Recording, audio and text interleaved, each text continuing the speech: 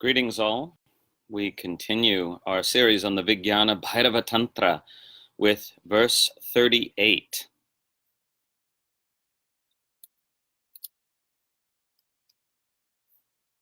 This verse reads in the original Sanskrit, Anāhate pātra-karṇe bhagna-śabde sarid-drute śabda-brahmaṇi niṣṇātaḥ param brahmādhigacchati, which means one who is steeped in the Brahman that is sound, that is in the uninterrupted, unstruck sound, like a rushing river in the vessel of the ear, attains supreme Brahman.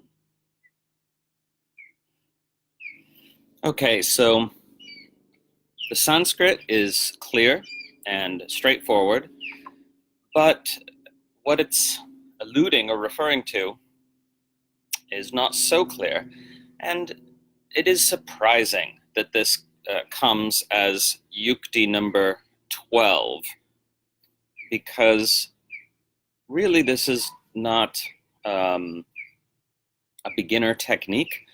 It's not even really a technique. It's actually the fruit of a lot of successful longitudinal yogic practice. So indeed, our commentator, Shivopadhyaya, the Sanskrit commentary written in the 17th century, says that here we're talking about a person who has mastered dharana, dhyana, and samadhi. So the three most inner limbs of the eightfold yoga of Patanjali, or indeed of the sixfold yoga of Shaivism, about which I'll make a post later. So the commentator says that niṣṇātaḥ, meaning one who is steeped in, one who is well versed in, one who is highly proficient in the śabda-brahman, the absolute in the form of resonance, śabda-brahman, necessarily is somebody who has mastered dharana, dhyana, and samadhi, which we could translate as concentration, meditation, and absorption. So what's interesting here is that there really isn't a technique at all, that rather it's describing the fruit of practice. And this can arise spontaneously for anyone at any time. And I don't feel fully qualified to comment on this particular verse because I haven't had this particular experience, because what we're talking about here is a kind of Nāda, or antar-nāda, the arising of an internal sound, of a very, very discernible, palpable sound that is not apparent to others, right? It's neurologically, it's something your brain is doing. So let's look at the words of the verse and break it down, and we'll just break it down one phrase at a time and then put it back together and see if we have a deeper understanding of the verse. So anāhata is the first word. It's in the locative case, but the word is anāhata, which means unstruck.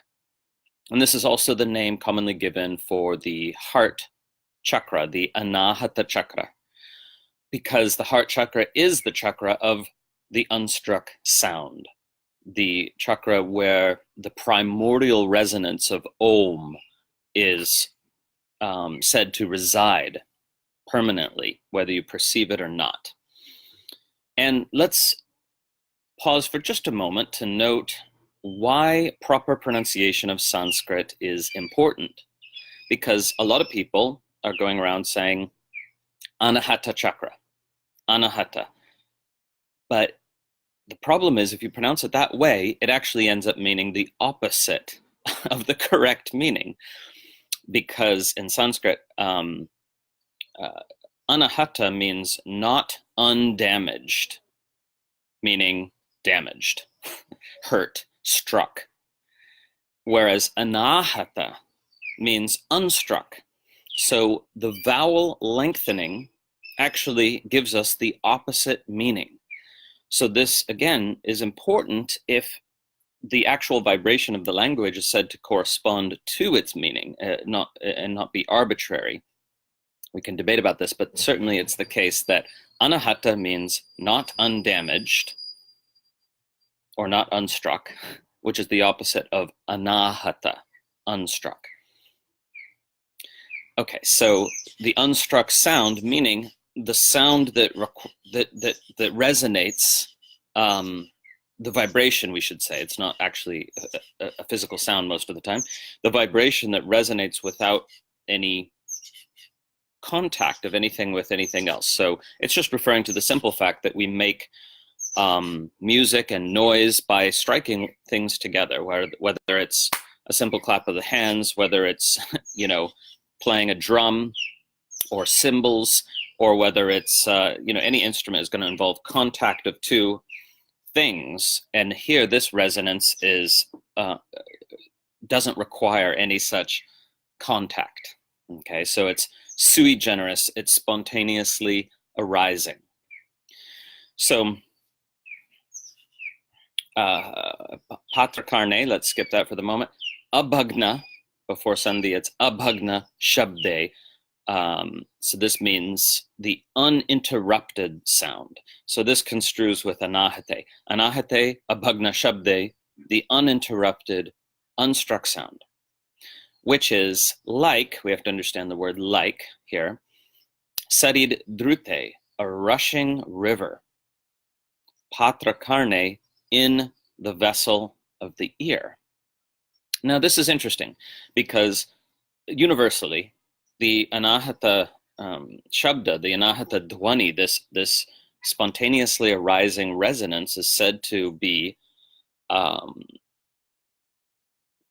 ultimately in the heart, or in the heart essence bindu, not in the ear. So what is it saying? Well, it seems to be saying that you can hear this sound or feel this sound, feel this resonance similar to what you might hear if you hold up, a seashell to your ear and you hear the sound of the sea. Of course, you don't hear the sound of the sea. What you actually hear is the amplification of the ambient white noise in your environment. That's the very quiet noise that's happening on all frequencies simultaneously. So I think this only makes sense if we understand it metaphorically, right? It's not saying that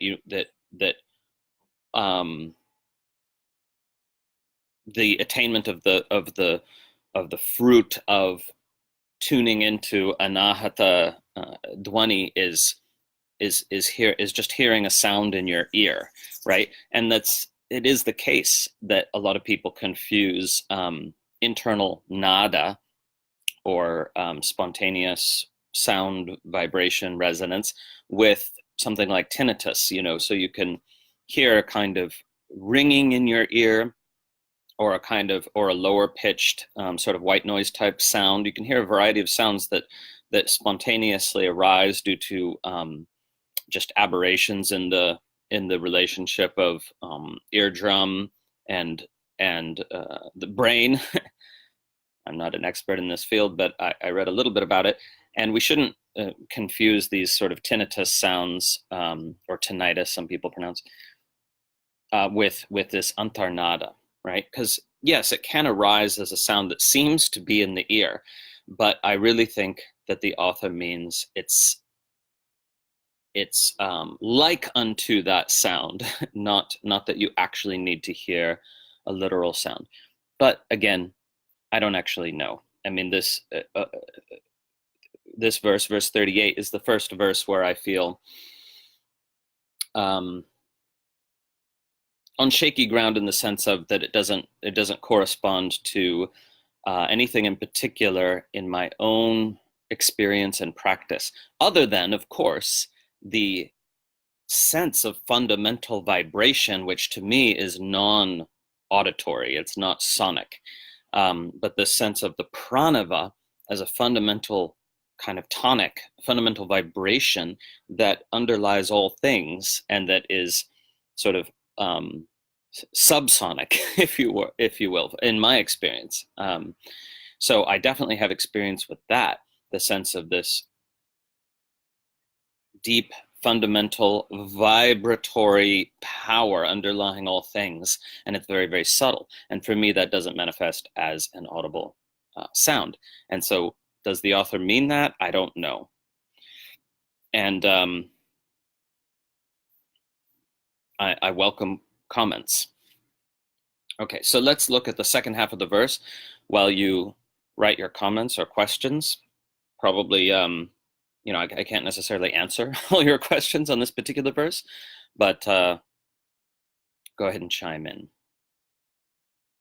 Okay, so the second half of the verse says, one who is, again, steeped in or well-versed in, because niṣṇātaḥ also means sort of skilled, one who is bathed in, steeped in, well-versed in the śabda-brahman, the absolute in the form of sound, in the form of resonance.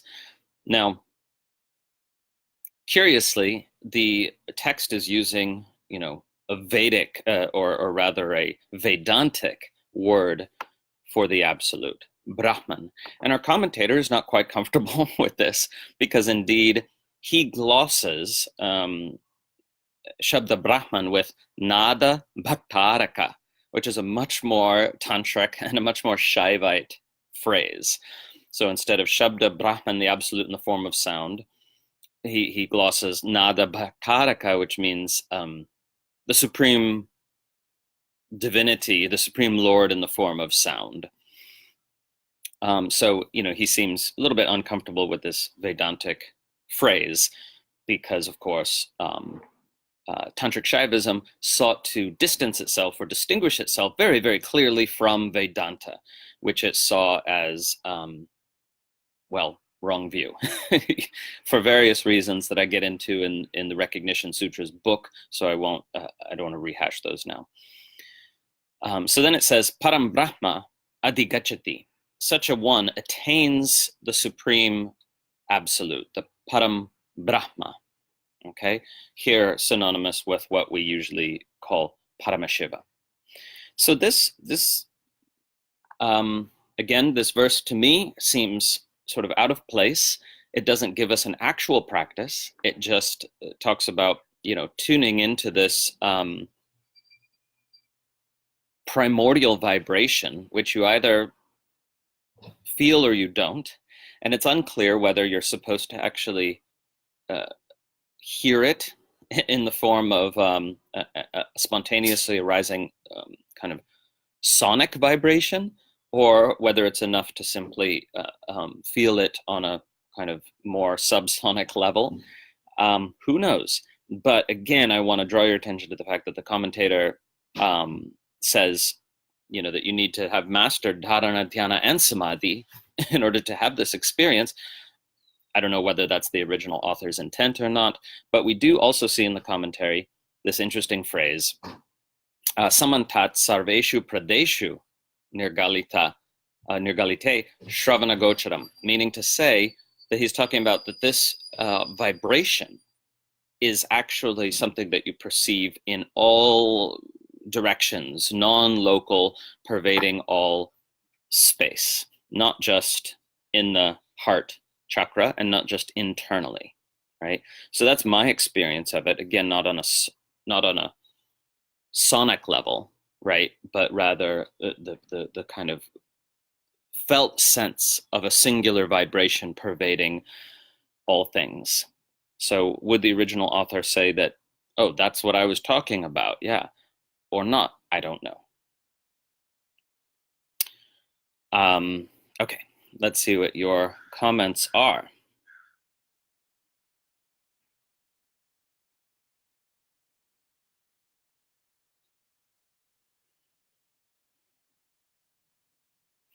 Robin asks, can this sound, this śabda-brahman, be heard or felt in the center of the brain also?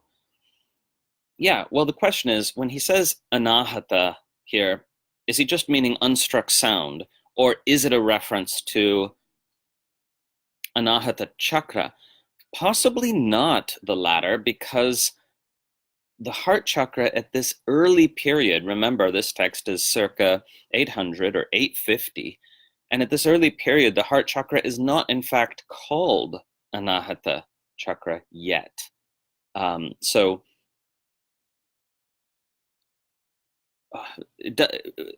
perhaps we're right to say that this is non-local, as the commentator Shivopadhyaya says, that it isn't actually to be found in one particular chakra or another.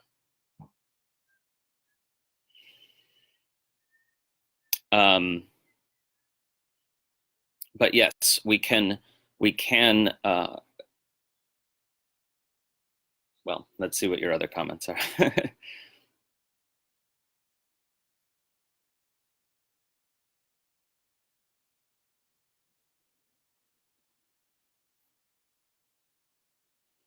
Yeah, so John Andrew talks about sound, hearing, the action of creating sound, dissolving of all three into the anāhata, unstruck, unified field awareness. Yeah, I think that, again, that does seem to be what the commentator alludes to when he talks about that within the sphere of hearing, there is the sound which is nirgalita, which is melted into all regions equally and is all pervasive. So certainly people do hear different sorts of internal sounds. There's classically 10 types of nāda that are enumerated, such as drums, such as thunder, such as sound similar to a conch shell being blown, things like that. And here we do have some specification, remember, that it's like a rushing river. So that's why I said it's like the analogy anyway is to the sound you hear when you hold up a seashell or any similar kind of thing, that there's this rushing river sort of sound. So again, whether we're talking about feeling that as a kind of underlying vibration or actually hearing it, I don't know. And that's fine. I don't think we're gonna absolutely penetrate the mystery of all of the verses of the VBT as we go along, but just to bring light and clarity to each verse insofar as I can and insofar as we can, and also acknowledge the mystery that remains with some of them. That's our goal with this. So I'm gonna just wrap up this video here. And I'm happy to say that for the next verse, I do have a lot to say, because I really do understand the practice described in the next verse. And in this verse, I'm not even sure that there is a practice, because, by the way, this is important, that some verses of the VBT do seem to be describing spontaneously arising experiences that the yogi has, rather than actual techniques. So maybe this isn't a yukti at all. I don't know. You guys can decide.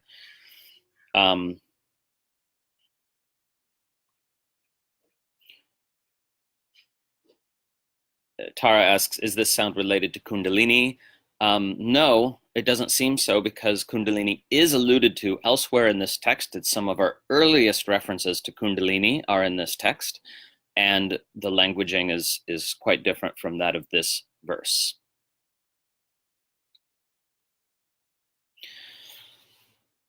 Stuart asks, can you clarify how tinnitus is not Nāda? Well, I don't actually know that for sure. Perhaps what was happening for these classical yogis and tantric yogis, perhaps they were hearing what we call tinnitus, but certainly some of the descriptions of Nāda don't match any known form of tinnitus, So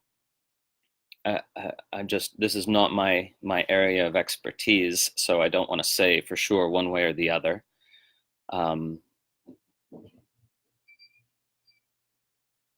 Jennifer asked, could this be referencing back to Yukti number 10, 2 verses earlier?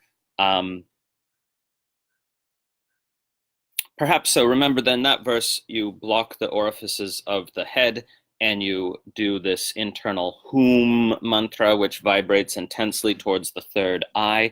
Perhaps it's talking about the way in which that can start to spontaneously arise if you've done it a lot as a technique. I don't know. Gerald says, maybe we should just sit and meditate next to an actual rushing river. I think that's great. The sound of a rushing river is very meditative to me. Anyway, so that's it for this video. And now I'm going to do another video on mantra for you guys. And so we'll see you in a few minutes. Let's remember to send loving gratitude and blessing energy to all the patrons on Patreon that make these free courses possible through their generous support.